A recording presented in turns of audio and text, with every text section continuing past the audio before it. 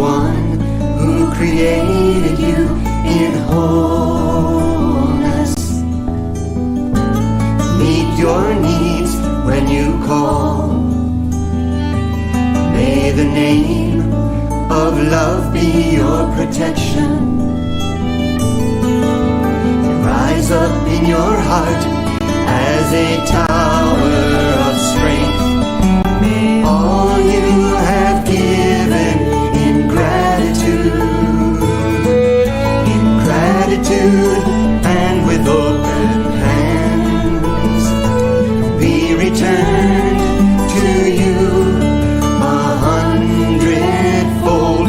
May your heart's desires and all your plans be fulfilled in due season. Be fulfilled in due season.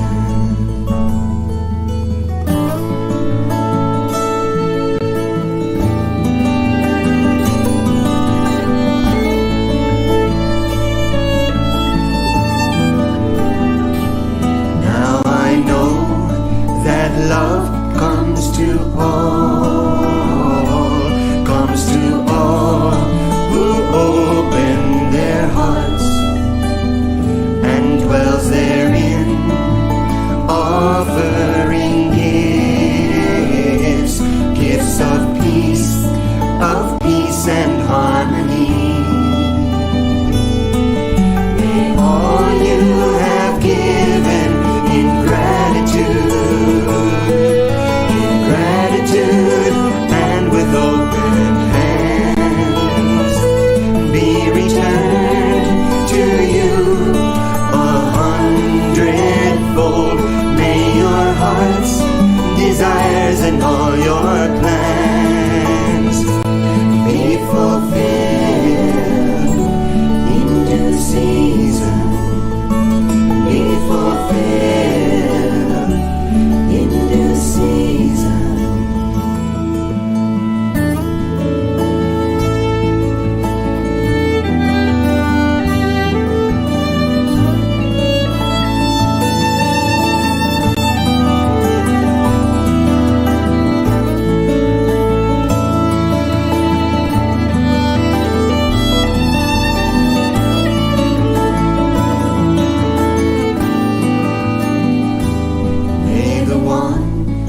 Created you in wholeness. Meet your needs when you call. May the name of love be your protection. Rise up in your heart as a tower of strength. May all you have given in gratitude and with open hands be returned to you 100-fold. May your heart's desires and all your plans be fulfilled in due season. Be fulfilled in due season. Be fulfilled in due season. Be fulfilled in due season.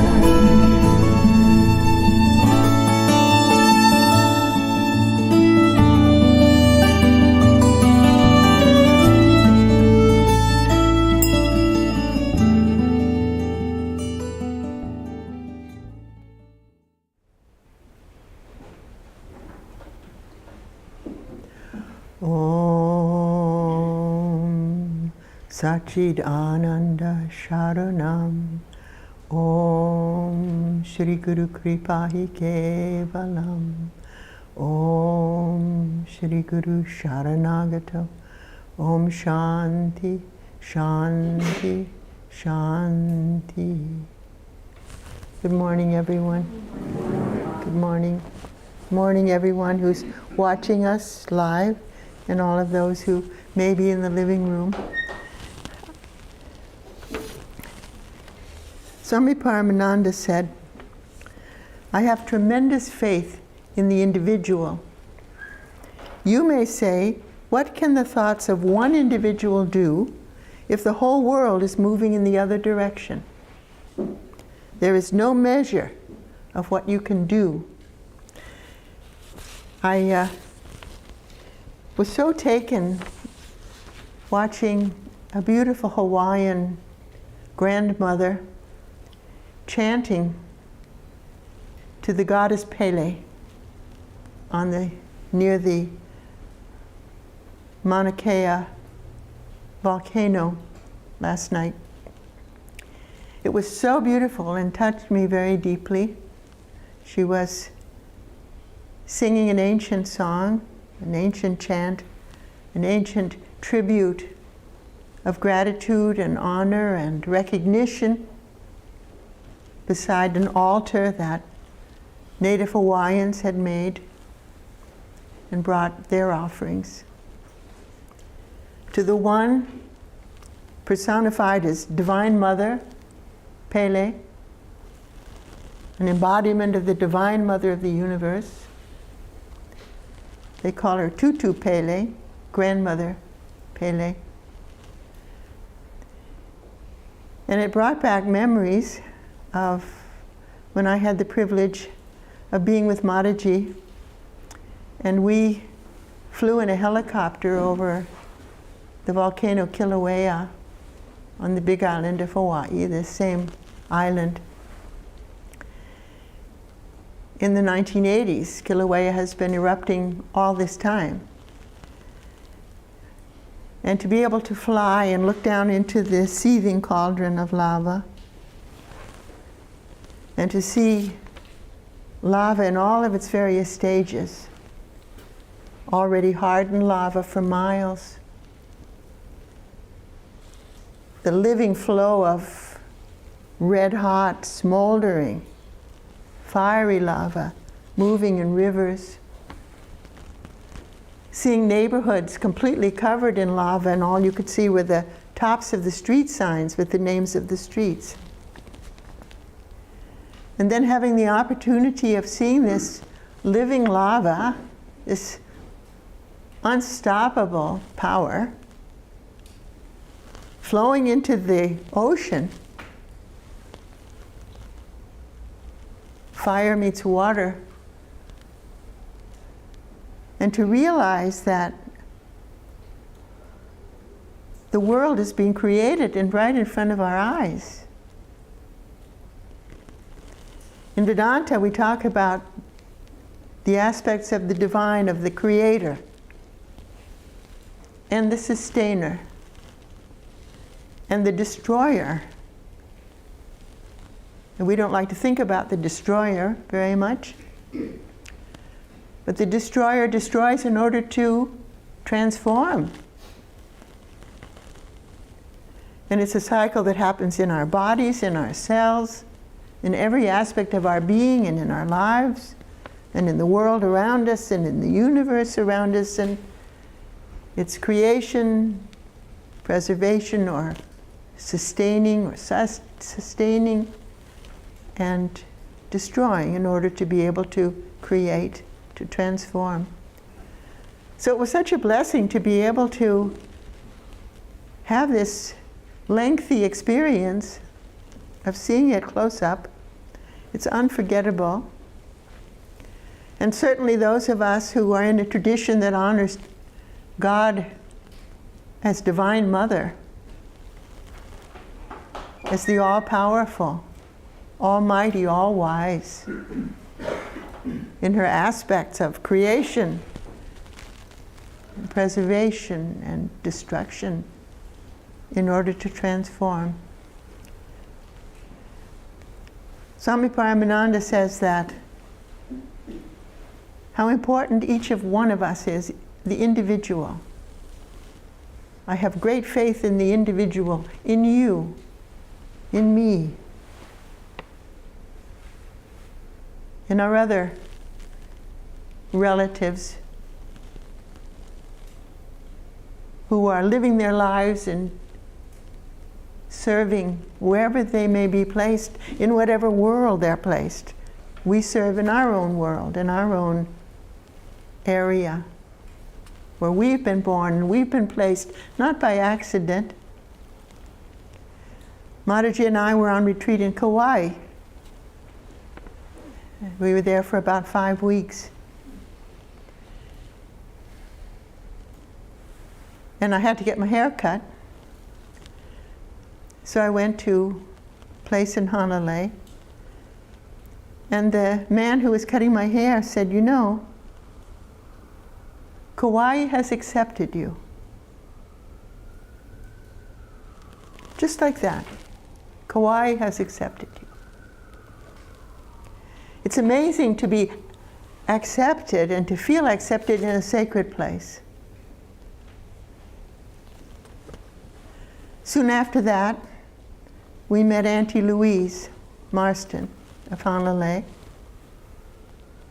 originally from Tahiti, but a grandmother of the Hawaiian tradition. And she became sort of Mataji's guardian angel there on the island of Kauai. And she shared with us sacred places. She also told us the safest beaches for Mataji to have her daily swim, the gentlest beaches.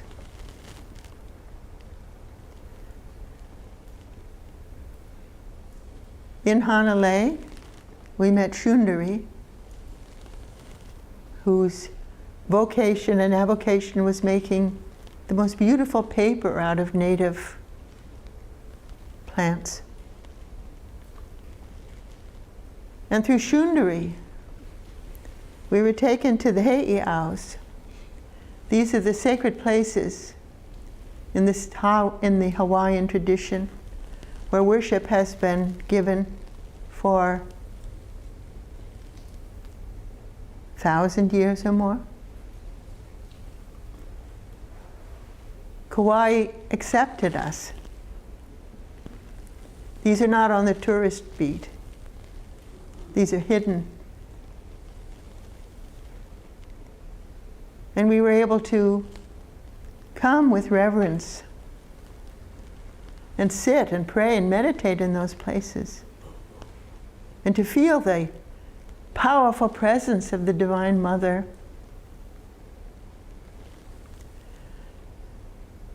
These were hidden places.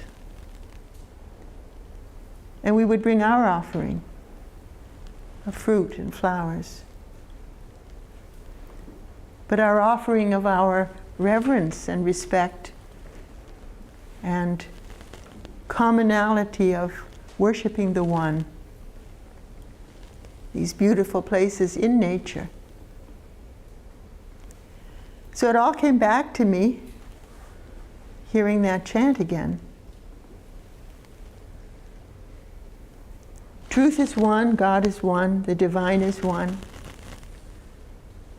We call the divine by many different names in all the different cultures. But we worship in the same way, basically, through our prayer, our reverence, our sense of union with a presence that's so much more powerful than we are. We align ourselves with the higher power by choice. We are already aligned with the higher power by the very virtue of our being. We get a little confused. Are we a human being that has a soul? Sort of a little lockbox or a black box that records our every word, even in traffic, when somebody cuts us off. That's why we don't need to have some judgmental figure. We have it inside, our own little black box. We know. we know.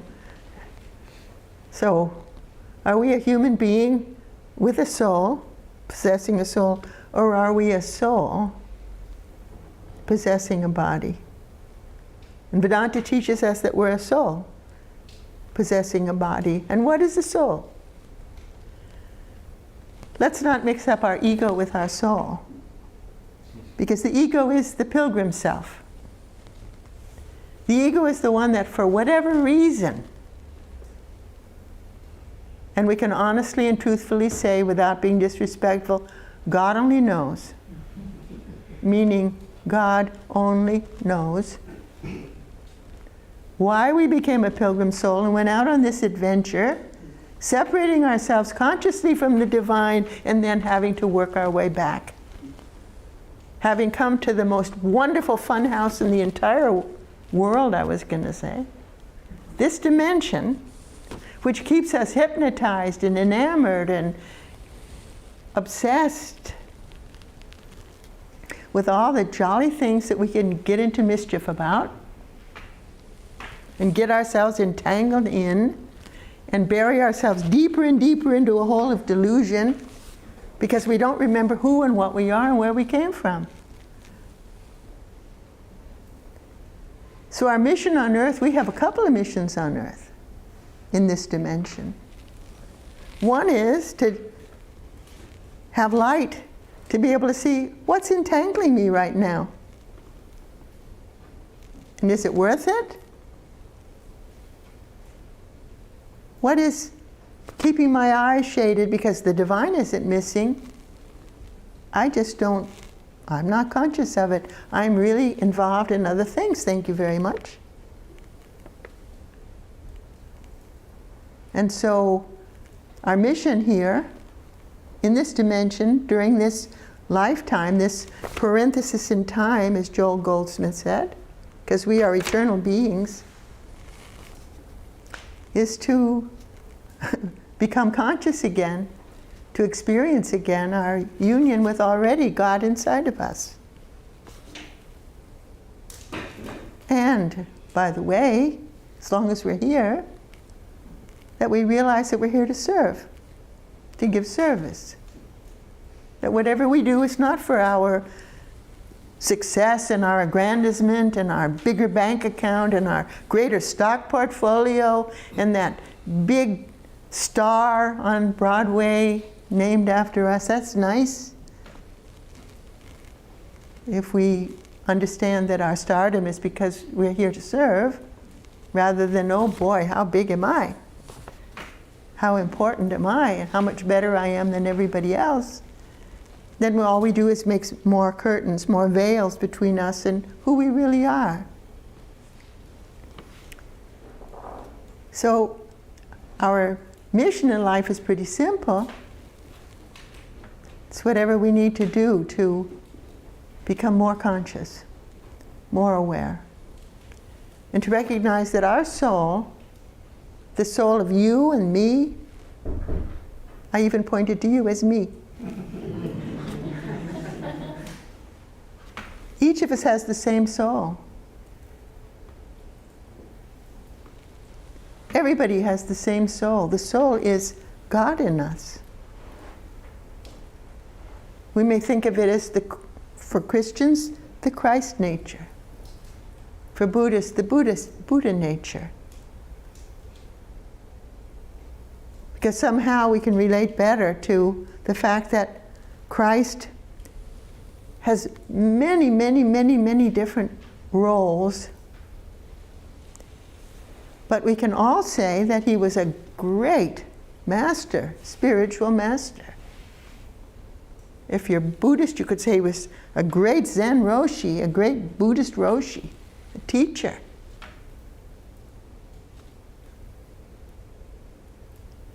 The Buddha was a great Buddhist teacher. He didn't consider himself a Buddhist. He didn't come to make Buddhism a religion. Christ didn't come to make Christianity a religion. They came to be an example to us of qualities. What is it like to exhibit our divine nature? In the Bhagavad Gita, it says, okay, you're looking at a holy person. Tell me more about a holy person. How do they walk? How do they sit? How do they stand? How do they eat? How do they comb their hair? How do they dress? How do they take care of their children? Show me this. Tell me this. So we're lucky that we can see examples in a human being that actually walks and talks and eats and drinks, so that we could say, aha, this is how they handle that situation. This is how they treated that person, these kind of people that we all meet in our lives.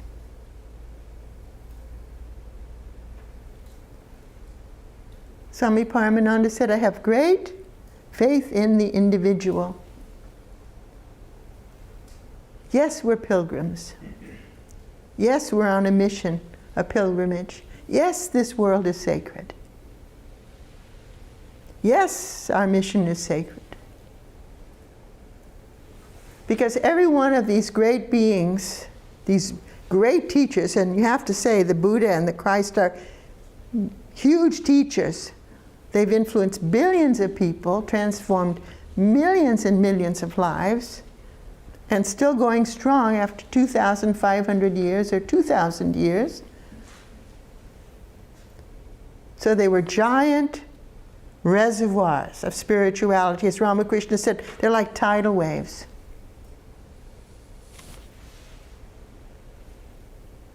But it's not the sectarian part that I'm interested in, because that's human beings.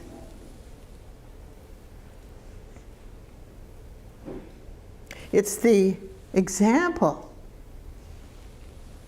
for us of who and what we ourselves truly are already. And if we could recognize that, and this little ego struggling along, it's been with us for thousands of lifetimes, growing and evolving and growing and evolving. There's a beautiful poem by Rumi. I wish I could quote it, but I quote it once in a while when I come across it. And that is that this little pilgrim ego, has been an atom, has been a pollywog, has been a fish, has been a bird, has been a dog, has been a butterfly, has been a cat, has been a horse, has been a mammal. I mean, we've gone through the stages of different levels of consciousness. And then finally we are able to become a human being. And probably not the most noble and wonderful of human beings in our first effort. As Sister Devamata said, we had some vestiges of the beast still in us. There's one bone of meat there, and the strongest is going to get it, because that's how we've always done it. And then as human beings, we learned generosity and altruism. Individuals did that. It's like the 100th monkey? In Japan, they've done studies on that. When a whole group of monkeys, I forgot what it was they learned, but one monkey learned it, and then everybody else learned it. It's like we found out that bumblebees know how to play with toys. I just read about it in a study, a botanical study, that bumblebees, their business is to go to the flower and get the pollen, right? But on their way, the scientists put a little toy that sort of interested them, and so they would come to the flower, but they would dally with the toy a little bit on the way in. So, they play. We played. Kittens play. And so we come as human beings, and individuals, we're all so different because we have developed differently in different departments of our lives. Some of us have been really, really, really disciplined, and worked in all these areas of our lives without even realizing we're supposed to work in all areas of our lives. So we've developed consistently. And others of us take a lifetime off and just float. Sort of a plateau rest period. Say, I'm just going to let myself be. This is a spa life. And then we come to this stage in our lives where we see things that stand in our way. And we want our highest good and greatest happiness. And we want to do the will of the divine because at some point in our lives we've had experience that there really is something higher than ourselves, whatever we call it. And it doesn't matter which faith tradition we follow, it was and is a great method, a great highway for us. As the Snowmass group showed so beautifully and dramatically, each of these different paths has many of the same elements in terms of practice. Of those things that clear the way of the full expression of the divine within us and the ability of the divine to communicate with us, where we listen to that, what the Hebrew Bible talks about as the still small voice.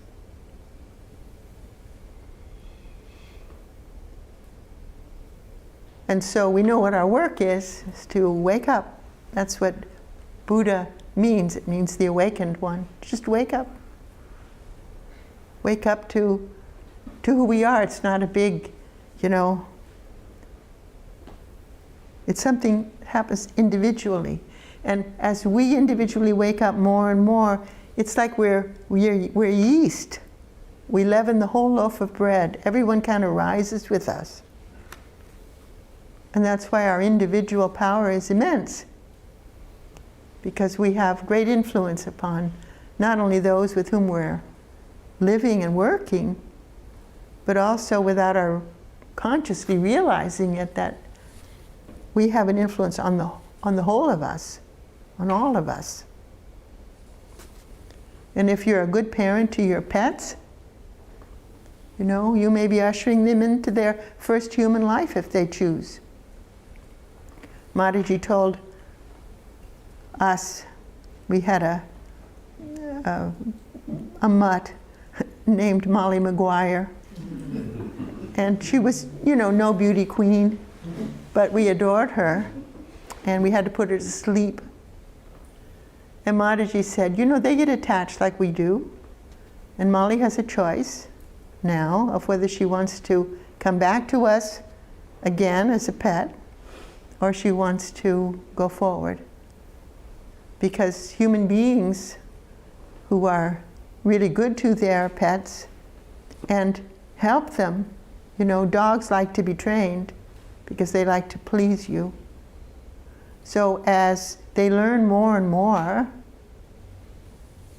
then they're even more equipped to step over into their first life as a human being. So life is amazing. It's wonderful. I think when any of our pets have gone on, that I always mentally give them to Swami Paramananda, because I imagine him for this purpose in a beautiful, beautiful grassy meadow with by now hundreds of dogs and cats and and other pets that belong to us until we get to see them, belong to him until we get to see them again. Or maybe, we'll meet them again in some human life, who knows. But life is amazing. It's all like an iceberg. We see this much of it, but so much else is going on. How the individual affects we affect one another. My niece sent this, and I thought it was great to share. It's an Advent calendar of kindness. And it says, I'm going to give each of the days, because it may give you an idea about how simple it is, how simple these are, and fun. Give someone a hug or a compliment on day 1. On day 2, let someone in front of the line where you're standing. Buy a friend or colleague coffee. Hold the door open for someone. Give a friend or a loved one your full attention. Donate a Christmas present to a charity. It's day 6. Day 7, tell a joke to make someone smile. Do something kind for yourself on day 8. Hide a happy note for someone to find. Donate unwanted books to a charity. Tape some money on a vending machine. Smile at a stranger. Get in touch with an old friend or relative. Let a car in front of you in traffic. Write or send a thank you note to someone. Smile and thank someone who serves you. Tell someone you love them. Pay for a stranger's coffee. Offer to help someone. Feed animals, like birds or deer, etc., but not turkeys, please. Donate unwanted clothes to a charity. Do something unexpected for someone. Give a treat to your postal carrier. Do something kind for yourself. And then on the 25th, reflect and record how much joy this season brought you. These are really simple, aren't they? Just simple little things. But just the fun of it. I like things that are kind of like this. Okay, today I'm just going to do one simple thing. Do something unexpected for someone. I did today. Not that it just so happens I did. But these are the kinds of things that put us just a little out of our routine. So we go back to the rest of the quotation from Swami Paramananda. When I first came to Boston, people told me, you cannot transplant such a method here. Here in the West, you must organize. You must make your work like a machine. Of course, they didn't say it just that way, but that was what they meant. Now, I had a certain aversion towards organizations and institutions, any form of mechanism, because that sometimes kills the spirit. And today, I still feel the same way. I feel even more now that the salvation of the world isn't going to come through institutions, although institutions give a certain power. I have tremendous faith in the individual. You may say, what can the thoughts of one individual do if the whole world is moving in the other direction? There is no measure of what you can do. Your thoughts, your prayers, your feeling, your illumination, your beauty of character, the light that you carry can be as a candle from which many people light their candles until the whole city is illumined. In this way, even one person, though you be hidden and without display, flamboyance, or show, may be instrumental in throwing light upon this world. He wrote a poem which we play often, sing often. Ye who love and serve without thought of self are blessed. Ye who give your all and seek no gain are blessed again and evermore. For what shrine more holy than the selfless heart? What offering richer than the gift that asks no return? Christ upheld that ideal, and he was so sad when his disciples started calculating and figuring how to gain their advantage. You remember that whole incident with, when you come into your kingdom, Lord, where are we going to sit at the table? Who gets to have the superior position among us? And the Buddha was disturbed when one of his beloved disciples came to him and said, "Master, why do you forbid us from performing miracles?" And he said, "Why do you want to perform miracles? Such a wish can arise from only two sources: desire for self-importance or greed of gain. And these are elements which destroy people's souls. Better to seek the light of wisdom, which has the power to change the evil person into a saint. This is the greatest of miracles, the only real miracle." See, we have to go a step further than merely calling ourselves, for example, followers of the Christ, or merely joining a church.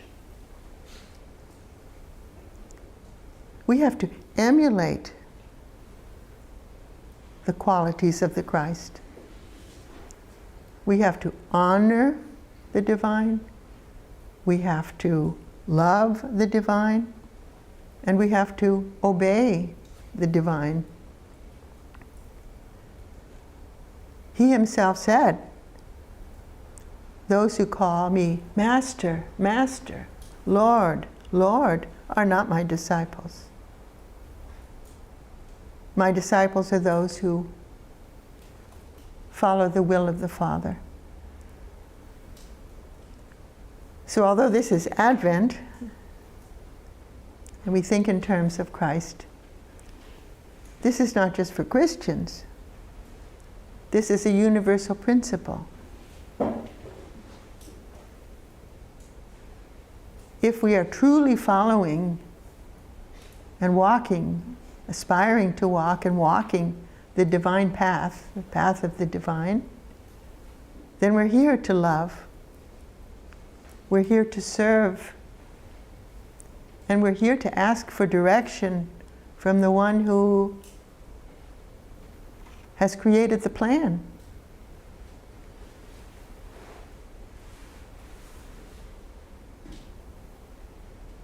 Let us be so happy and so grateful that we're alive in this world. Let us look to the dawn every single morning, wake up every morning and saying, "Oh, I'm so grateful. This is another whole day that gives me an opportunity to serve, to be an instrument of service." Let us dedicate ourselves to the higher things so that we may be instruments of even greater service than we are now, and see ourselves as instruments of service. It doesn't mean we have to go out and be another Mother Teresa on a global scale. It means that right where we are, we've been placed to help to fulfill this plan, to be part of the team, to open ourselves to the coach, speaking of the World Cup. To wait for the guidance from the one who knows best. Because where we are now with our limited vision, we can only see what's right in front of our nose and make the best possible choices. But how wonderful to have an infallible guide, which you say, "Yeah, but how do I know it's not my ego?" Well, over time you can tell the difference. It just takes trying it and doing it over and over and over again, saying, "What do I do now? What do you want me to do next?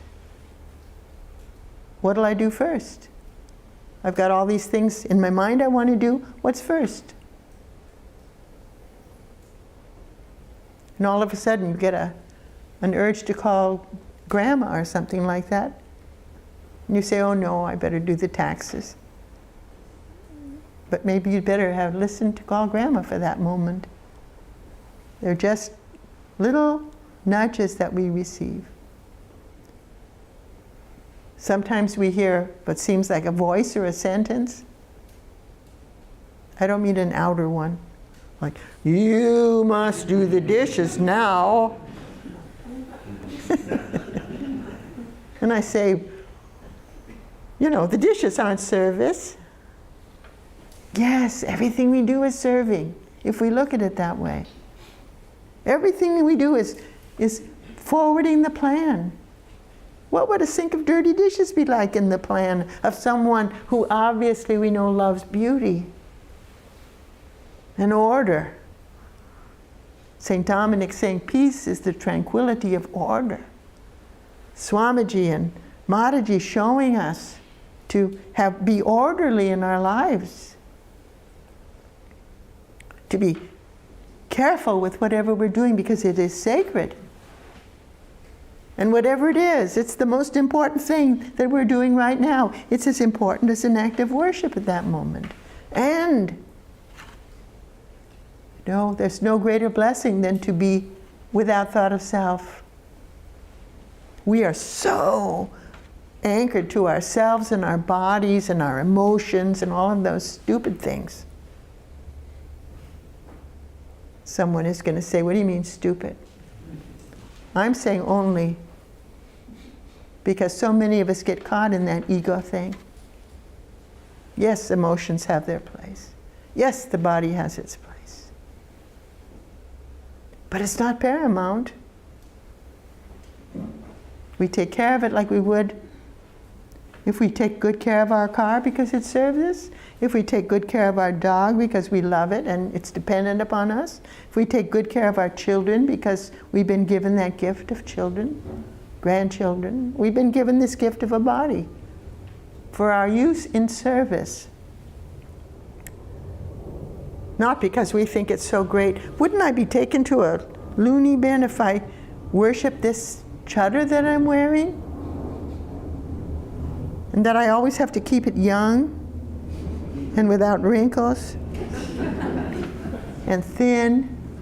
See how thin it is? Da da da da da. It's all about me, right? Well, this old body I've been carrying around for 80 years is doing pretty well, thank you very much, with a lot of good care and prayers and a lot of help. But it is a garment I'm wearing. Because as we're reminded by Vedanta, I am and you are an immortal soul. And we're living in this brief space of time in an eternal existence. And in this space of time, we're here to learn and we're here to serve.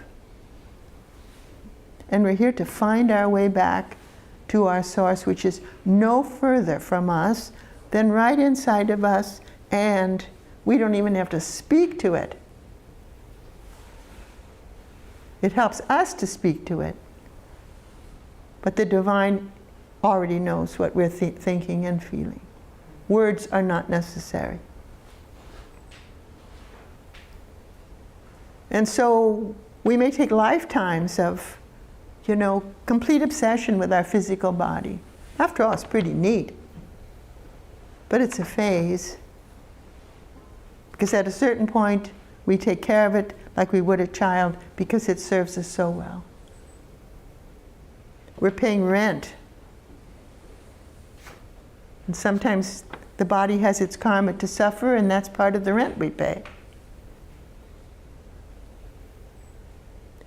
And then at a certain point, I mean, there are lifetimes when we are deep into success and making money. And that's right for that period of time. And buying everything we can possibly buy and overspending and maxing out our credit cards. Of course, not when we were living during Victorian times. We just maxed out our coal allowance or something like that. But then at a certain point, things shift. And as we become more conscious of something greater and more meaningful and significant, so that our life has a greater fulfillment and a greater joy, it's just a change in focus. That's why the Zen Buddhists say, you know, you chop wood and carry water for lifetimes. And then you all of a sudden wake up. Wow, this is what it's all about, Alfie. Alfie is not my name for the divine. This is what it's all about. And what do? Continue chopping wood and carrying water. You do just as you always have, but from an entirely different point. It's a shift. So, we have opportunities to serve. Actually, I've heard theologians say that we are to become other Christs. And one of the great Roshis, Rinzai Roshis of the 20th century, Geshen Prabhasa Dharma Roshi, who was a member of the Snowmass group and became very close to us and spent time with us on the West Coast at Anandra Ashrama and here as well. And was a great mentor to me after Mataji passed over. She is head of great number of disciples and organizations, and me just starting out to step into these big footsteps of Mataji. She said right from this platform, standing right there, because that's Swamiji's chair there, and she was the guest speaker, and she stood there. And she said, standing in the line at the post office, I am a Buddha.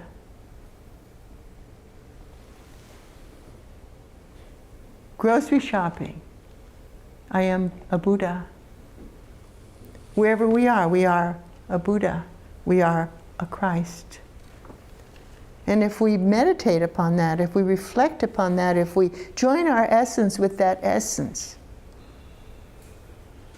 we're transformed. Swami Paramananda said, we consistently hear the excuse that we cannot be like Christ or be like the Buddha, and he said, I think we can be.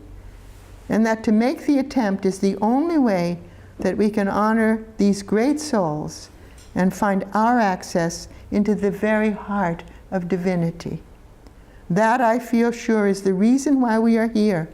We are given the power to make this world full of light and joy. Sometimes one person who is joyous, buoyant, understanding, forbearing, radiant, can transform an entire household. Even the most critical mentality turns to such a one in the hour of distress. Why? For in the time of inner crisis, the calculating person finds within only blankness, in spite of all their cleverness and shrewdness. So, let us rededicate ourselves, knowing that our prayer life, our direct communication with the source of our being who is within, our constant dependence and calling upon an unfailing power within us. And as Swami Paramananda said, let us realize the great heart of humanity within our own heart, that we may love without hate, aspire without narrowness, and realize all living beings as not separate from the divine, but as one with the universal spirit, who is our father, our mother, our brother, our sister, and a friend to all. And there was only one injunction that the Buddha gave to his monks when he sent them out into the world. He said, "O bhikshus, O monks, go forth for the good of the many, for the happiness of the many, out of compassion for the world. So may this work go forth." Amen.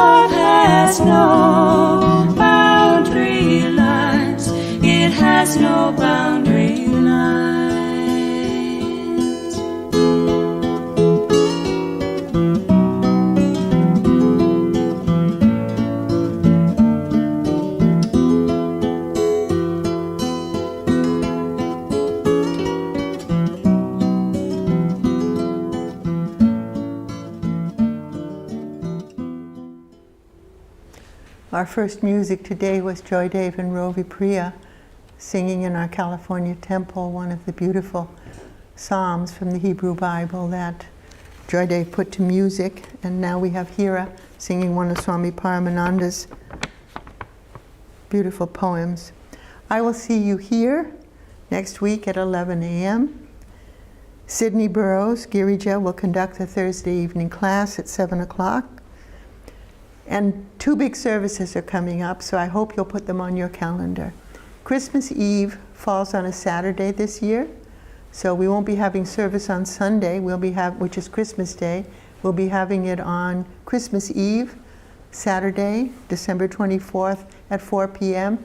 I promise to have you walking out the door at 5 p.m. And we'll have carols and a beautiful time together. And then the following week is New Year's Eve. Again, we won't have a service on Sunday.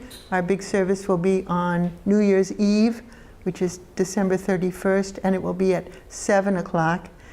Some of you are laughing. We've gone from 11:15 to 8 as I get older, and now we're going to 7. So sometime we'll be celebrating New Year's Eve at 3:30 in the afternoon, which will be the new midnight. So New Year's Eve will be at the Vedanta Center in Cohasset, maybe 12 o'clock other places, but hey, we're the center of the world. So 7 o'clock here on Christmas Eve, and we'll have nice refreshments after that. And we'll be serving refreshments inside the house right after the service.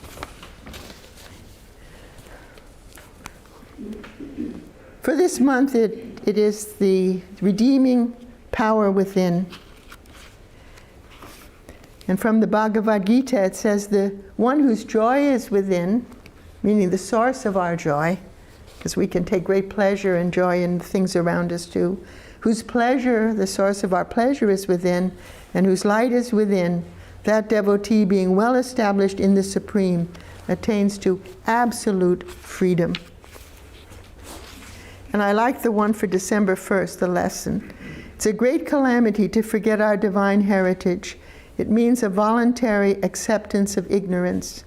When the mind is open to the radiant light of the soul, we feel exuberant, and inspiration rises in us. Then whatever we perform becomes effective. We are constantly putting off the important things and giving our attention to the non-essential and the lesser. We must turn from the lesser to the greater and lay the chief emphasis on the spiritual and the essential. Life is as we produce it through our thoughts, our aspirations, and our actions. And for December 4th, if we have a light, it must shine forth. Supreme Being, pour the light of your divine radiance through my heart and soul. May I shine with your glory and shed forth your divine light. May that light brighten the path of the desolate and afflicted. May my whole life be a light to everyone.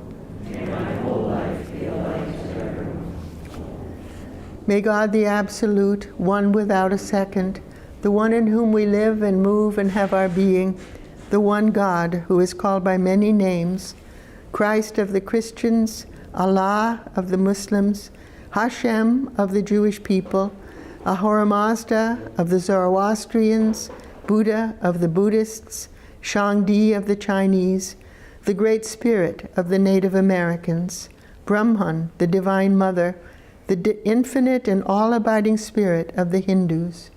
May you, who are our mother, father, friend, companion, beloved, and guide, grant to us all peace and blessing. Peace, peace, peace be unto us and unto all living beings.